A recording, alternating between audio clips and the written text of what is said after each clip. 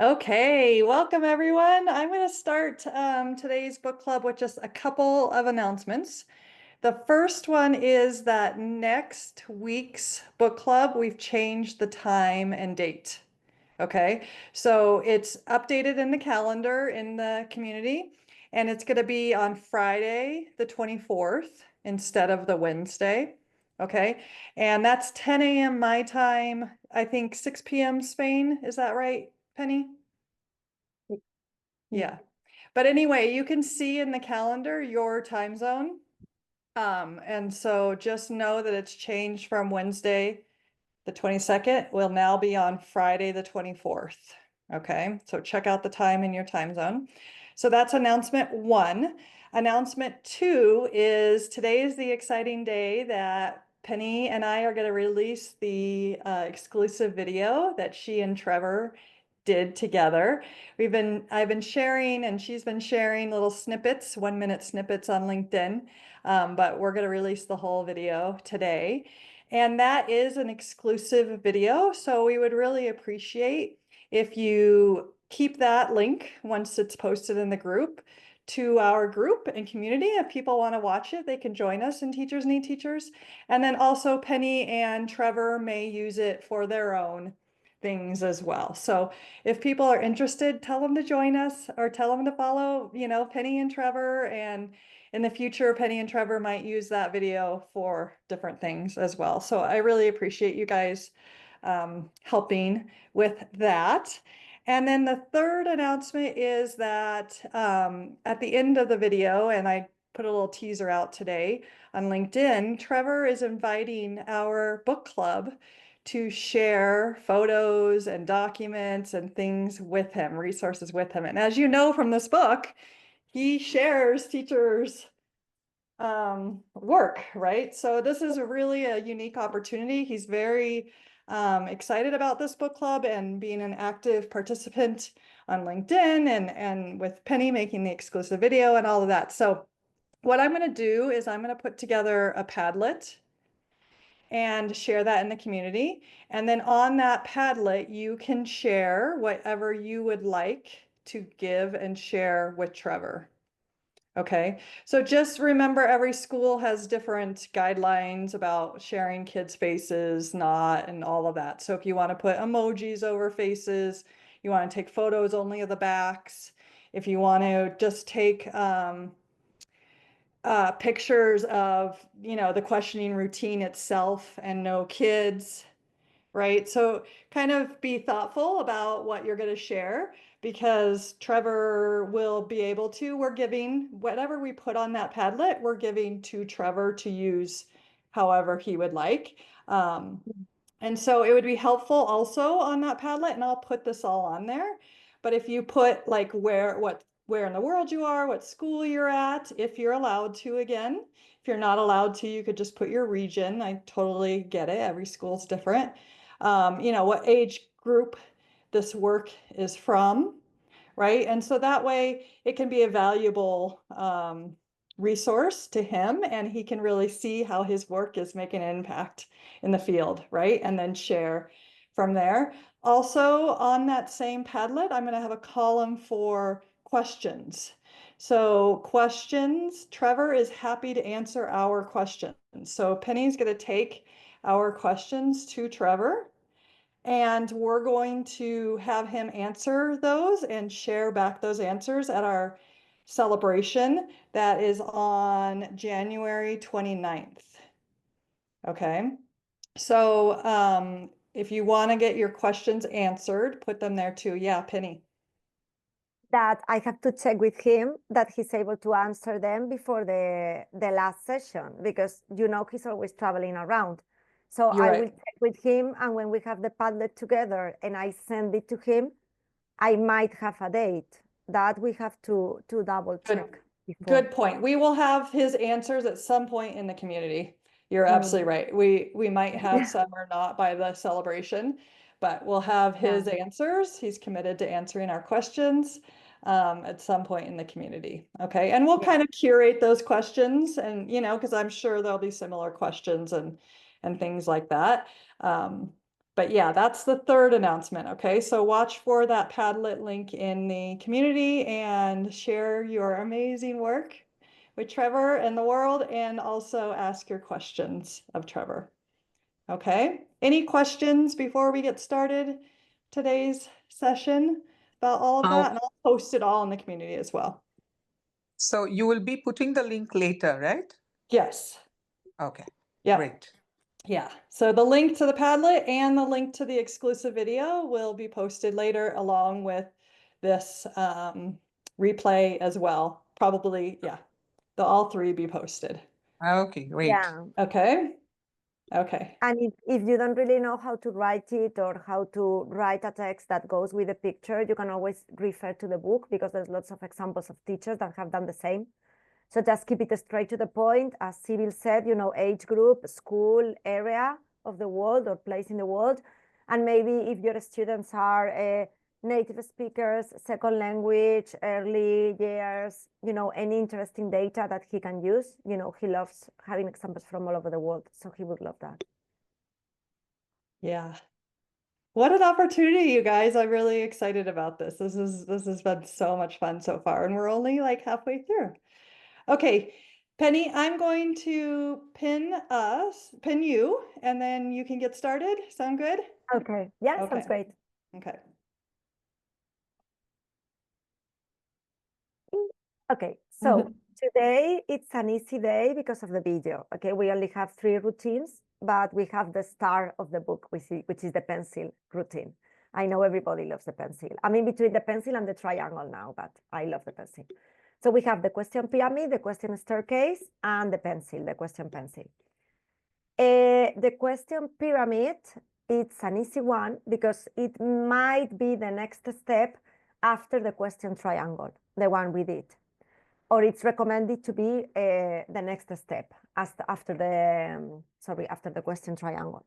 So basically, I'm just going to refer to the book because it's really simple. It's focused on assessment, basically. It's, you know, I always talk from my point of view. It might be for older students, at least if you're working with students whose first language is not English. It's a process, so it's very helpful once they have generated questions and they have placed the questions on the question continuum. I think Saba was doing that. Saba was doing the question continuum. So maybe after the question continuum, you can classify with the question triangle and then go to the question pyramid. That's what Trevor recommends. As we have always said since the very beginning, you can basically do what you want, adapt them as you wish, as they work for your children. But you have to begin, as always, modeling their thinking and demonstrating how it's going to be to your class. They need an example. Once you have an example, you have like a whiteboard with a circle and put open questions, closed questions. You have post-it notes. Once you have modeled that, you have to tell them what kind of open questions you want and how those open questions will lead to the inquiry. So you can have meaningful open questions, high interest open questions, engaging open questions, and resilient open questions. That's in page 205. You give your students time to explore the question continuum or to explore the question triangle they already have. They already need that information. And in groups or as a whole class, or you direct it and they look, depending on the age, depending on the capacity, on the experience they have in questions. You go around them or you direct questions to them, like, what are you thinking? Tell me why you think this open question is important. Tell me why is it meaningful for us? What does it connect with? This week in my class, we are working with connections, so you can always use connection. What do you think it's connected to? What do we need to know or to explain to answer this open question? This is like a step, you know, up after the question triangle. That's why I said it might be for older students, because it involves a higher level of thinking and of interaction and of maturity. maturity in developing their inquiry, in developing their thinking. So they might need more support if they are younger. Basically, they have to know how to put into pieces a why, how to make a why meaningful. It's not enough to say, why do jobs exist in the world? No, I mean, what is that why? What does it imply? What does it connect with? What do we need to reach the answer? So it's like super metaphysical for me. It's like a bit difficult for children. How can it be related to assessment? For example, if you have children that are older enough to do a writing assessment, you can use that writing assessment and connect it to the question pyramid. For example, you put open questions and closed questions in the written assignment, and you can know if they understand the concept of open and closed. But as I said, that will be, for example, useful for the exhibition, maybe, Priscilla, because it can mark the proficiency of a student, like a rank, like a scale in thinking, and it can also be turned into a rubric of learning, because they will use the triangle and the continuum and turn it into a pyramid. So for me, that's for all the students. That will be for fifth, for sixth, even for the exhibition, as you were mentioning, for the panels of the exhibition. They give students voice, again, choice, agency, but they also give them the sense that there's not only one way, there's not only one rubric, there's not only one assessment. They don't have to do everything in the question triangle. They don't have to do everything in the question pencil. They don't have only one routine. Now they will see that it's like a jigsaw, no, it's not a jigsaw puzzle, that one of those Russian dolls that go one into the other. So they have the continuum, then they have the triangle, then they have the pyramid. So they see, that they are different, but they all go together. My students, for example, now are using the question triangle and the question pencil, and they can do both, and they are 6, but I'm not going further than that. So that's what Trevor tells us in the book. That's why he introduces the routines from 1 to 10, from the simple one to the most difficult one, relating maturity and relating complexity. In page 207, I think Sybil said it already, or I don't know, you have 5 powerful ways to use the question pyramid in your classroom. For me, that's the perfect summary of this routine, especially for the ones that have older students, because you have the writing assignment, you have a presentation or a turn and talk in pairs, a research project, a student, oops, sorry, Sybil.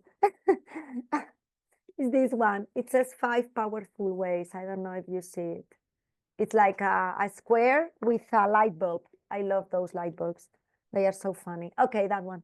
For me, that's the summary. If you want to understand the routine, you have there perfect examples, because they also give you digital examples.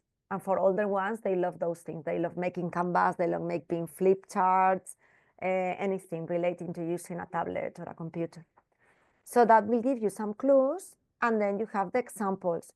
The examples are fantastic as always, but I want to refer to a particular one. It's by a teacher called Deb. I'm looking for the name, okay? Yes, Deb Lemmer from the International School of Manila, Philippines.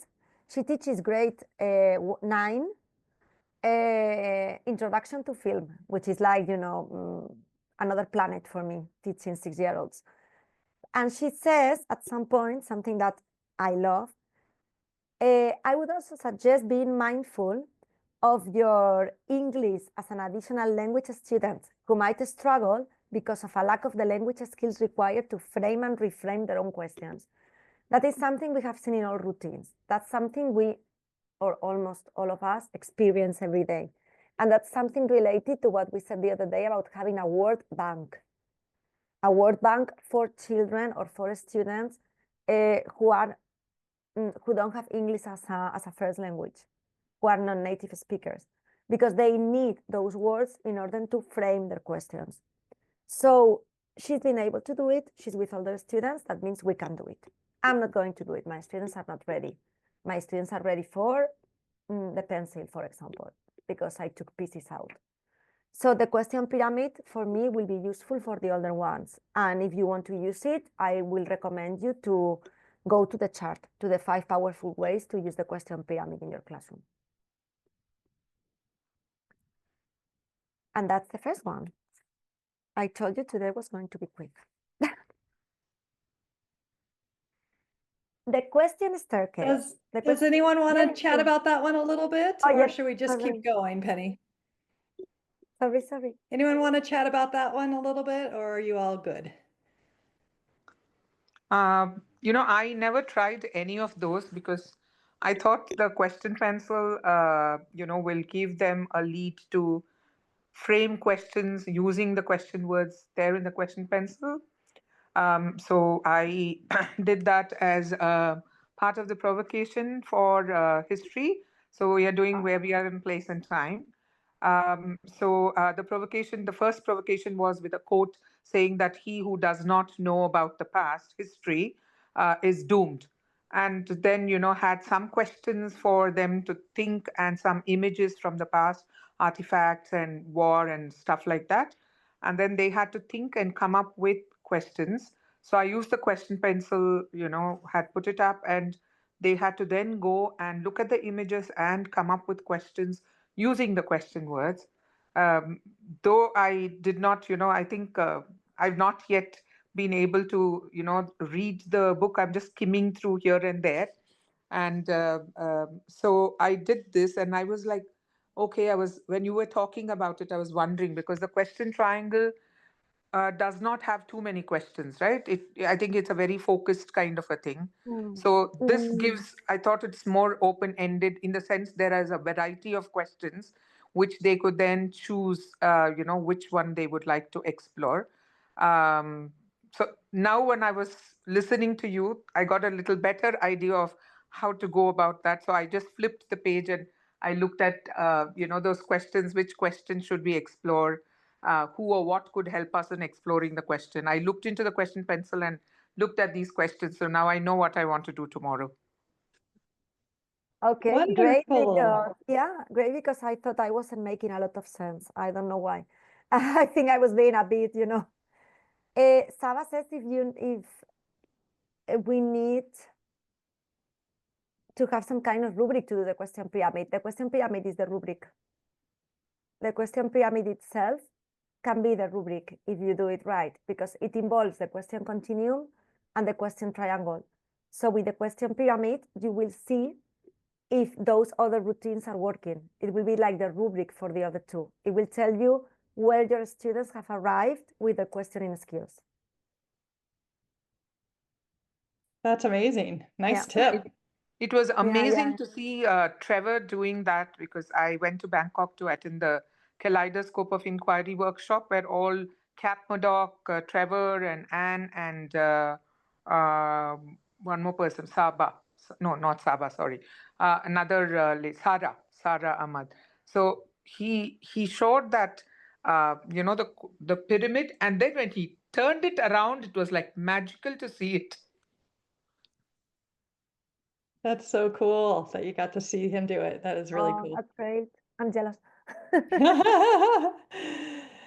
And Sadia has a comment about the question pencil. I've tried the question pencil and even shared with Trevor, and they encouraged it, and the provocations as planned worked very well. Nice, great That's job. true. The provocations are the key. We said it in another of the Blue Club sessions that if they don't work, you have to redo them and do as many provocations as possible to create as many questions as possible. And as Padma said, the question triangle doesn't have any questions. So not the pyramid, okay, the one we were talking about, the triangle, the easier one. It doesn't have any questions because the students are the ones that make the questions. But they do need to have a word bank then. The what, the how, the why. At least they need some question words, because if they don't know the language or they don't know how to construct a question, they won't get open and close ones. So first you need to promote the questions. It's easier, we said, with children than with older students because children ask everything.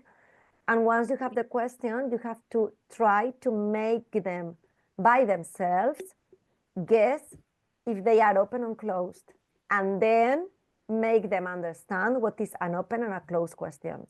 And then the magic happens. But it's a long and very patient process. Yes, and when we are working with the young ones, it's very challenging. My question to you or to all of you is that when we are using provocations, it's basically we use it to unpack the central idea. But can we use the provocations throughout our inquiry cycle? For example, for our previous theme, can I have an extensive question, or are we short of time?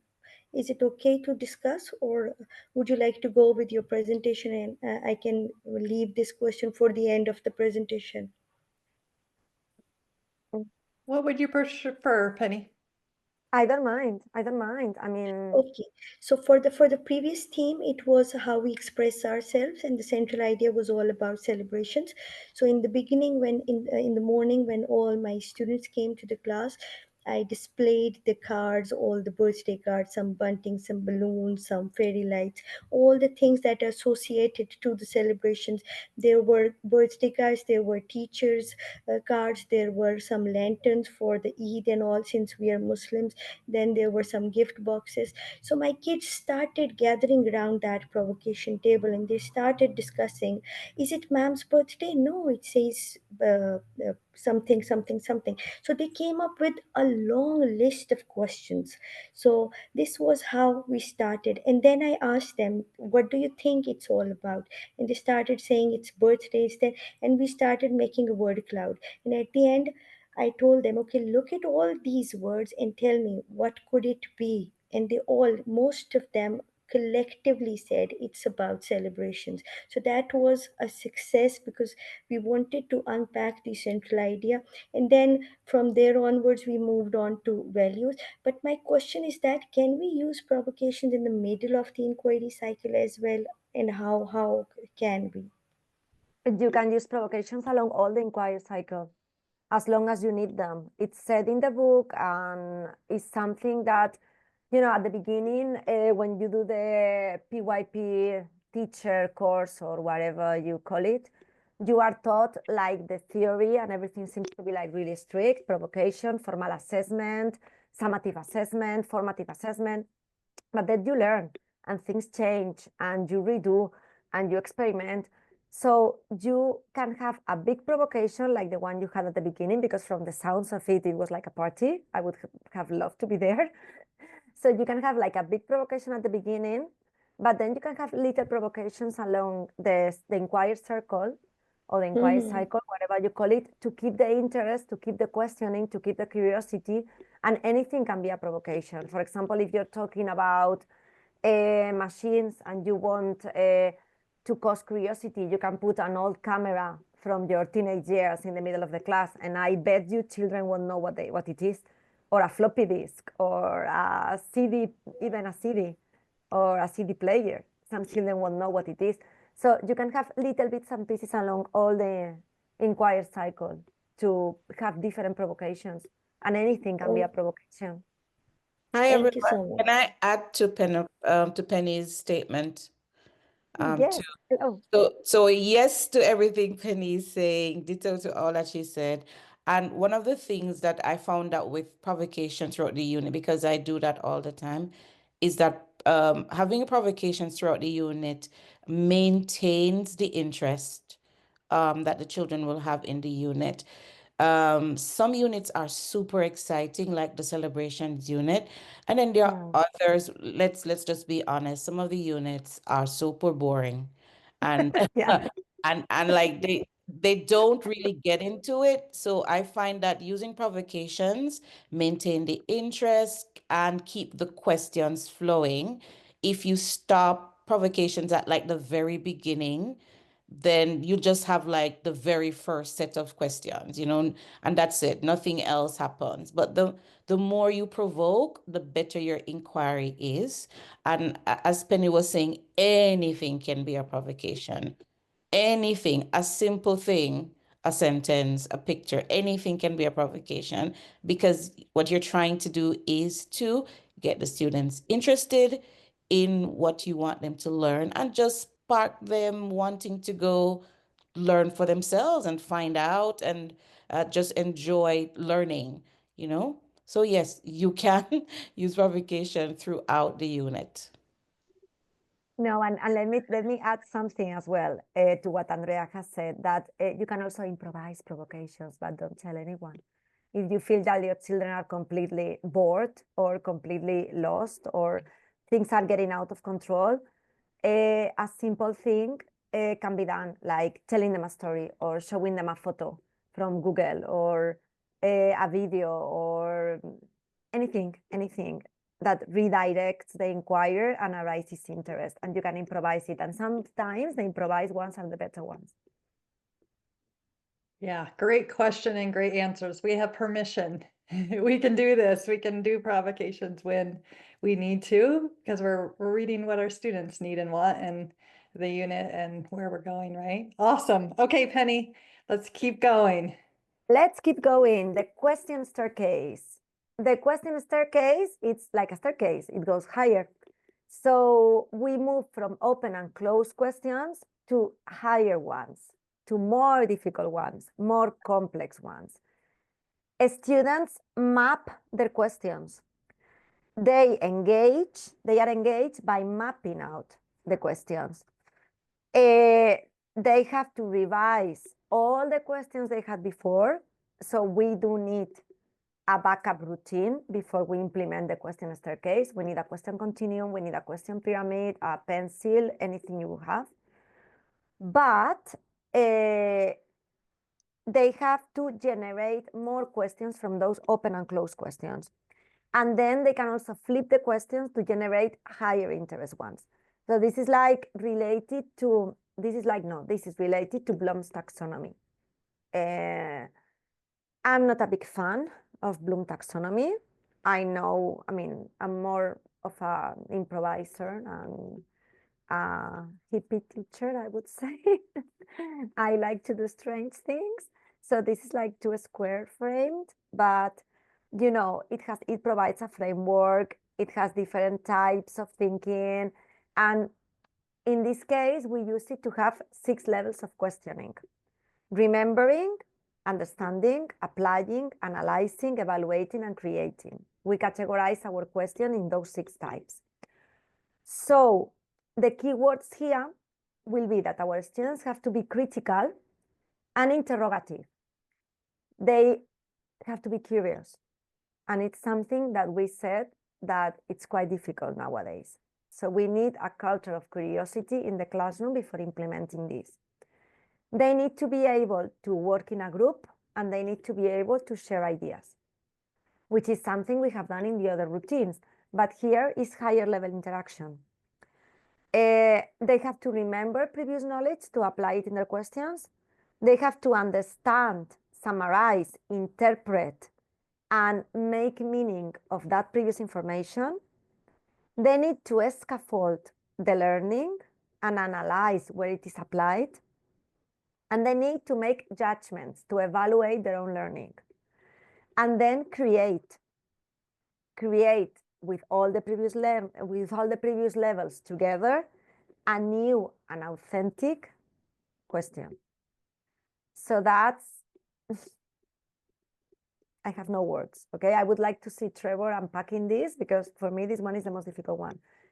Here, it will be to take it will be good to take a look at the list of key expressions that Trevor gives in different pages. But then, before that, I would recommend to have a look at the diagram, you know, going from closed questions to open questions, you know, the staircase diagram, because everything I have said doesn't make a lot of sense unless you look at this diagram and you see how the staircase goes up. It's okay for all age groups, okay? I don't have any problem, but when you have to remind your students to be critical in the thinking, interrogative, to make them work together, share the questions and then thinking aloud with others. Okay, I can do that, but making them be critical and interrogative with their ideas might take time. So what I will do is make myself and my students comfortable with the easier ones and then I will see if I can try the more difficult ones. Then what I was saying, the key expressions, that might help some of you who were saying that you don't know which questions to suggest. You have a list of key expressions that will start the students' questions. And there is no problem if you have the question routine, like a staircase, and you have post-it notes or pieces of paper with these prompts. They are like, what is the definition of? What happened after? What is or what are? What is the best one? When did? Where is or where are? Which one? Who said this? Who was? Why did? That's for remembering, for connecting previous knowledge. For understanding, is this the same as? What does it say about? What happens next? What does it mean? What expectations are there? What information? What is the main idea? What seems likely to happen? What is going to happen? You can rephrase all these things. You have a lot. You have page 224, 225, and 226. These key expressions, for me, will be more useful for us as teachers than for the students. Because as this book says, if you ask the right question, you have the right answer. So you have to learn, we have to learn how to ask the right question, so we get the right answers we want. We get the right feedback, and then we can direct our inquiry to where we want. So I'm not telling you to learn these ones by heart, but maybe have them as a basic. In my question pencil, I think you've seen photos of it. If not, I will put them in the Padlet as well. I have the big question word, and then I have little prompts, easy ones. My students couldn't read at the beginning of the year. The prompts were not for them, were for me. So I would say what, and then I could remember what if, what will happen, make predictions. So that's why the staircase is a good visual, because for children it's really nice to go up a staircase, but maybe it will need adaptation. The theoretical backup is great because, you know, Bloom's taxonomy gives excellent framework. But for me, it will need an adaptation, and probably I will end up with a rainbow staircase that we go up and down or something like that. So my students will be engaged. I might try it next year. This year I've tried the triangle and the pencil. I go year by year. There are some examples in 3rd grade, which are quite impressive in this book. Also, you have to take into account, of course, to give time to the students. For example, in any routine, not only in this one, I mean, I think we are all aware of this, that you have, for example, an hour session, and you can spend 40 minutes with the questions. And then you are only left with 20 minutes or with 10 minutes for getting all the feedback or copying or drawing. But you do need to let them talk and let them reflect. So give them time with any routine, but with this routine, especially with the question staircase, because at the beginning it will be empty. You will give them an empty staircase, and they have to go from closed questions to open questions. They go down the staircase, okay? The closed questions tend to be the ones up, and the open questions are, or you can do it on the other way. Then what I was saying, there's an example from 3rd grade, which for me is quite impressive because they are 7 and 8-year-olds. They are native speakers, they are from the States. But the teacher, Stacy, says that after the provocation, the students work in groups of 3 or 4 to generate questions, which is the same as I do, for example. Each team was given a stack of sticky notes and a big paper to stick them to. The teams spent about 10 minutes on sticky notes, generating and writing questions. Well, if you give a kid a sticky note, you know, they get crazy. They love writing things there, even though they don't make sense, so I don't blame them. Most teams came up with 10 to 15 questions, and most of the groups automatically placed the questions on the paper in order from close to open. So they have done the question continuum before, or they have done the question triangle. This was quite familiar for them because we have worked with the question continuum routine for the previous 4 months. We did a quick share out and then put the questions aside. What rings a bell here for me is not only that they work in groups, you know, and pro-collaborative and cooperative learning, is that they have been working on the question routine for the previous 4 months. That in Spain is a term. Bye, Padma. Bye. Thank Good you for night. being here. Good night. Good night. Bye. Bye. So for me, the thing that is really significant is that they had been 4 months with the question continuum because before they moved to another routine. And it's nothing wrong if you don't move to another routine during the whole year. You can keep only one routine. This teacher wanted to try another one. And also she says, it took us a bit of time over the course of several days to complete. That's something I was saying, that you can have a thinking session or an inquiry session and you are talking or your students are talking for 40 minutes.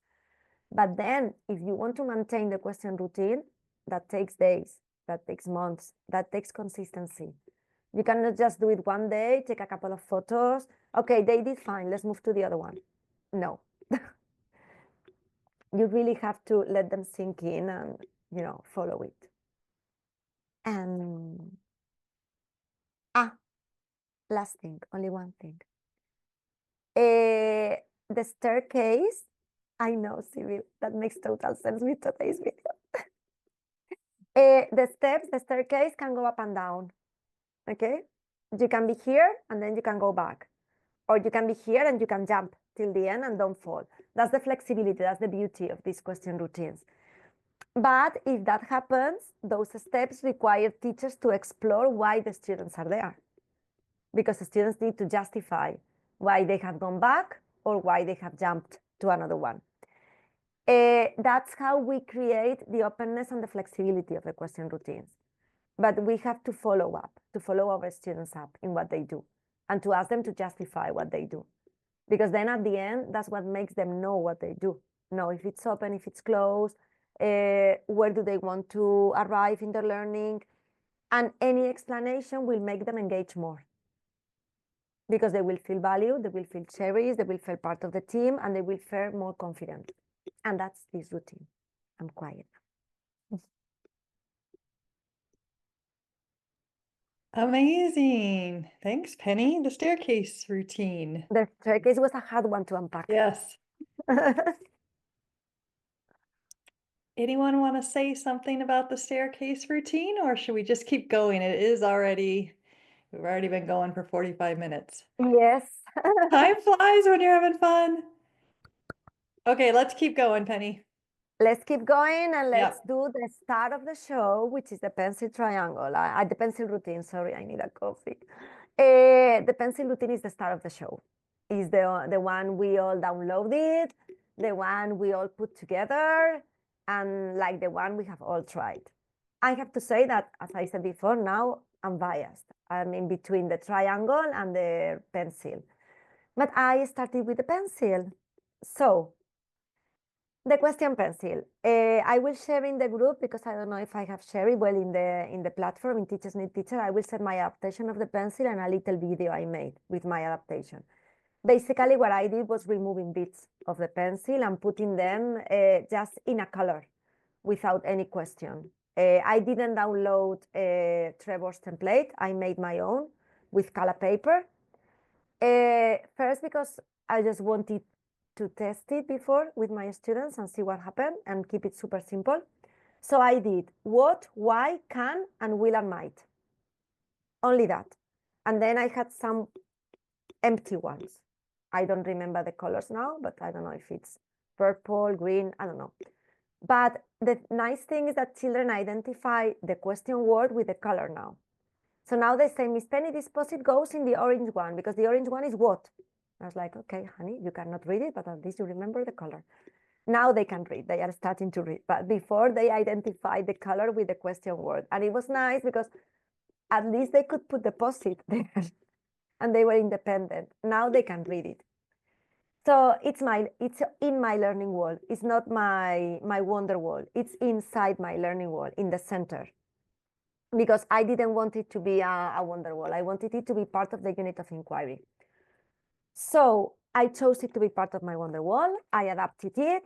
Why did I do it? Because it's an example of how this book shows that everything is linked. Because the question pencil routine can be also used as a visible thinking routine. And in this visible thinking routine, they are able to add question words as they master the questions progressively. So for me, it's both a provocation, a visible thinking routine, and a question routine. It's like the complete pack, you know? It promotes cooperation, collaboration, because they can work in groups to find the questions and then put them on the pencil. It can be done as a whole class activity at the beginning. Then it can turn into a group activity, and then it can be individual. So it grows with my students. And to take into account, I have to use a question bank at the beginning, a word bank, but for questions. I tend to use 10 words or so far from the unit of inquiry at the beginning. And I put the words on the board, or I write them on pieces of paper and I present them to the children. The words can be from the inquiry background, they can be from the unit of inquiry, or they can just be words I think are meaningful to the children. This question routine also helps the student to be used to classify questions at the beginning, to put questions, as Sybil said, first with colors, and if they are older, you know, with the right question word. And you can get prompts with those question words for the older ones. What does it look like? What does it remind you of? What do you think we are going to do? What does it connect to? It can promote lots of interaction very easily. And it promotes the curiosity of the students, like all the routines. They will be more specific with time, students. At the beginning, it will be more general. And what I will do with the question pencil is that I will have a frame. I know I said before I don't like frames, but it's because I don't like Bloom's taxonomy. It's not that I don't like frames. So I will have my frame, okay? My frame is reasoning at the top, then making links, then questioning, and then imagination. The last one is imagination, because I think it's the key to learning. We have to try to imagine things. And those are the skills we will also practice with the question pencil, and those are the skills I will assess. So my question pencil will be my rubric, Saba, as well. I can look at the first questions, and then I can look at the last ones and compare from the same child, from the same group, as we said the other day. It can be a very good assessment. And you can also make it connected and interdisciplinary, and you can assess reading, writing, everything. Because when they start reading, you say, oh, he reads. At the beginning, he needed my help. Tick. You know, and you have another assessment. So for me, it's like the big pack. The structure is perfect. It can be a sorting mechanism. It can be a whole class routine. It can be an assembly every morning. You can have a morning assembly with the question pencil and remember the questions from the day before. Try to add new questions about the unit of inquiry. You can connect with all questions from other units. Remember, I said I have a space in my class for former units of inquiry, so students make connections, and we keep a little memory from each unit there, so they connect. And you know, it's like perfect. I have lots of things underlined, but I think I've said all, and I think we have worked with the question pencil, all of us, and just make it simple. For example, as I said, I only have what, why, can, will, and might, and Trevor has why, how, can, should, would, could, will, and might. I have to say as well that my students added how. I didn't have it. It was an empty space. And one day they said, how so and so? I don't remember the question. It was like an aha moment. And I said, how? How is not in the pencil, in the question pencil? And they said, oh, do you want to write it? And they were desperate. I mean, it was like a competition. Who will write? I wrote it finally, but I decided to be organized. But in one class we have how, and in the other one, no. I'm teaching 2 classes, and one group of students could unpack that and the other group couldn't. They will eventually. So that's what I'm saying. It's so flexible that I think it's one of the best ones to start with. I know some of you have started with the question continuum. I haven't used the question continuum. I love it.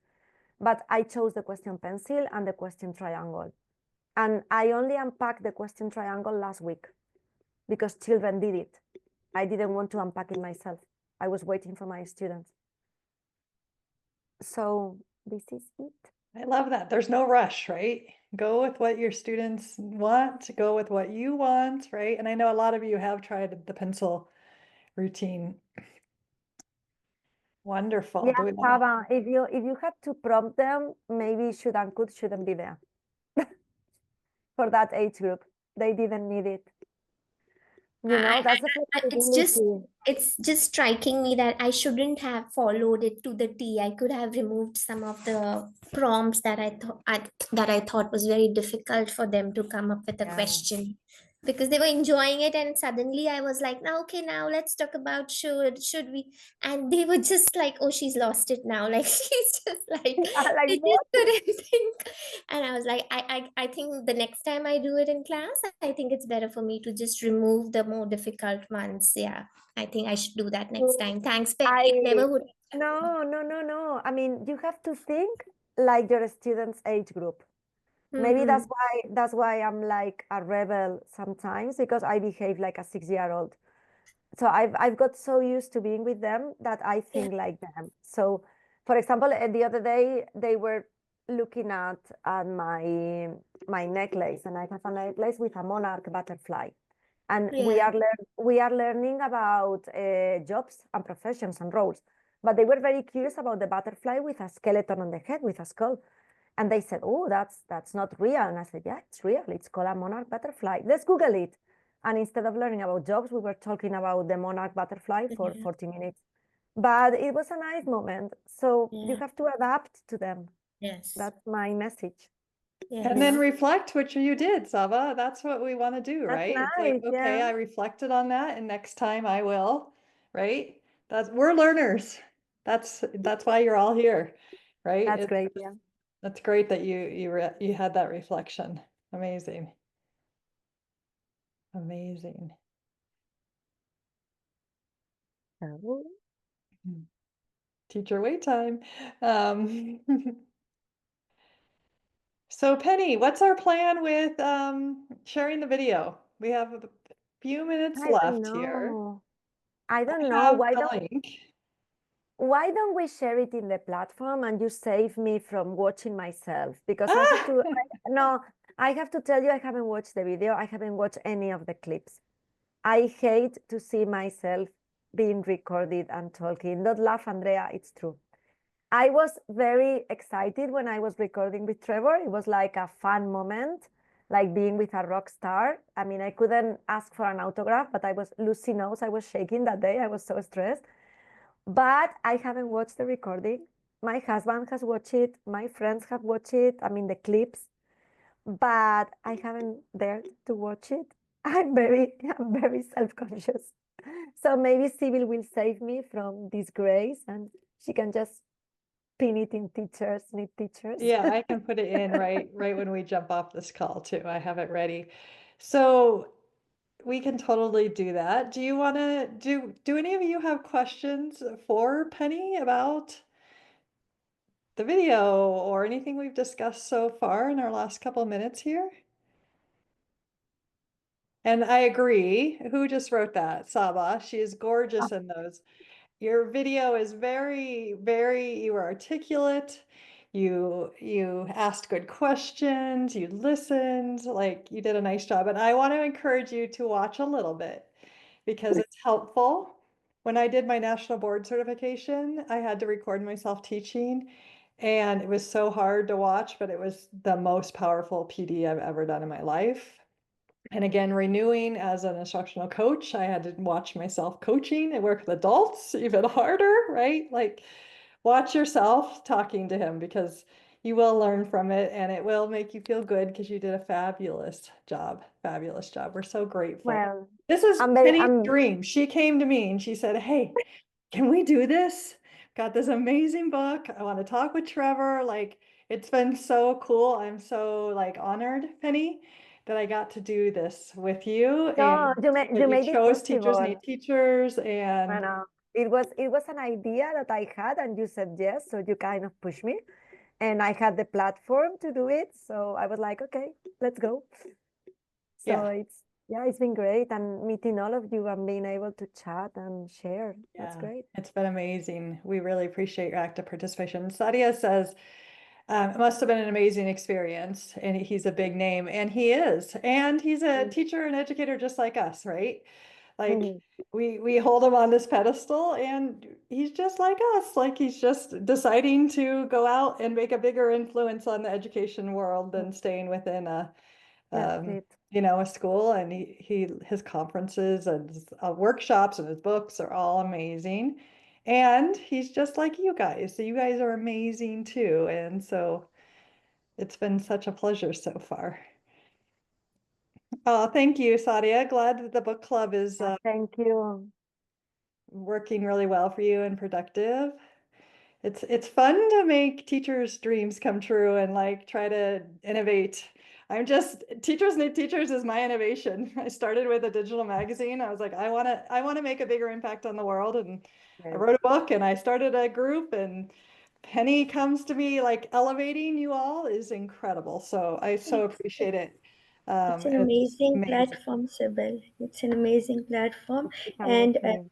Penelope, yes, it's really nice of you to arrange this book club, because I was actually thinking of reading the book, but I could hardly manage because these late months had been so hectic. Whenever I open a book at night, I sleep on it.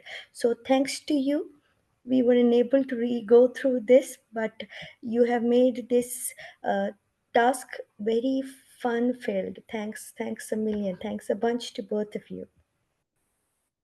Thank You're you. welcome. That's our pleasure. And that's what I think, like Teachers Need Teachers now has a format because of Penny and this book club. So thank you. Like Teachers Need Teachers is all about professional learning because I'm so passionate about it, and personal learning. I'm so passionate about it. And so every other month we're gonna have a different book club. This month is professional, next month will be a personal learning. So if you guys want to participate in that too.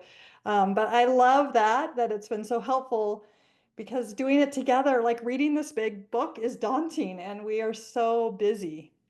But Penny, you have just broken it down for us into digestible bites, and like the motivation and the encouragement and seeing you all do it. It's really been magical. Thank you.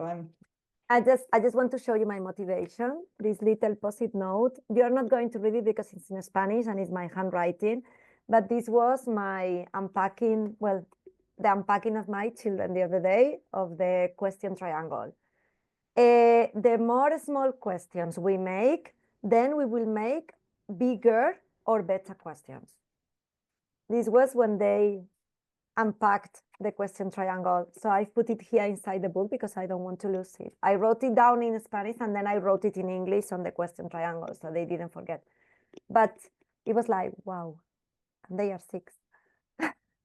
That's incredible. Wow. That's what we are here for, as you said. That's also personal development that makes me happy. And being today with you makes me very happy. And Sybil makes me very happy. So that's all I need. You make me very happy too. Amazing to connect so much with all of you. You guys are amazing. And Penny, I agree. Saba says you're off the wall of a passionate teacher. You are so passionate. It's so contagious. So thank you. Thank you. What age group are you with, Sadia? Oh, yes. Sadia, yes. I don't remember. Grade 1, like me. 6 to 7-year-olds.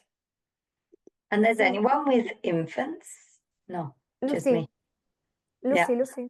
Lucy and Saba, Yeah. no? Yes, I'm Oh, 5 Saba's years old. infants. Yes. Okay, 5 to which age? 5 to 6 years. 5. Lucy. Okay, yeah. I'm And 4 what to about you, 5. Lucy? 4 to 5. 4 to 5. Okay. Yeah. So, Previously, I was working with the early years. I was with the early years for good 5 years, and then my administration thought of promoting me to the juniors, and now I'm working as an academic coordinator as well as homeroom teacher for grade 1. Okay, wow. Lots of work. Well done. Yep, it certainly is. It is nerve-wracking lately. Yeah. Okay, ladies, thank you so much for an awesome session. I will post the link to the video right now in the group. Oh, Okay, so if yeah, those of you we that's can. a normal hour of the day and want to watch it right away, you can. And then I'll get this video up when it's ready, and I'll get the Padlet in there soon too. Okay, I can't wait to see. Continue to share on the Padlet and in the group and in the Yes. chat here. Thank you. It's so motivating and so inspirational. Appreciate each one of you. If you want to unmute and say goodbye, you're welcome to. And remember, next Friday instead of Wednesday. Okay. Yes, and on Friday we will unpack the rest of the question routines and we can have questions about the video. I promise to watch the video, okay? I Yes. won't be able to do the Friday, unfortunately. But don't Hi, worry. Lucy. Okay. Hey, don't Sorry. worry. We can catch up somehow. But I can watch you probably on the Saturday morning or something. Okay.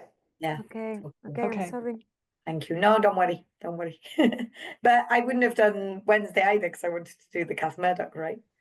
It's next Wednesday. That's why, yeah, that's Exactly. why. That's what I thought. That's why we're It's like, shifting because it. I was also thinking, ooh, Penny or Kath? What do I do? Yeah. Because both of you are amazing.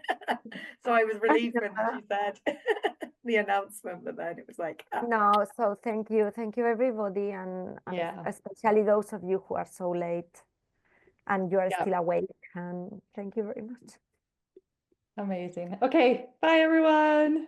bye. Take care. Bye. Bye. Bye.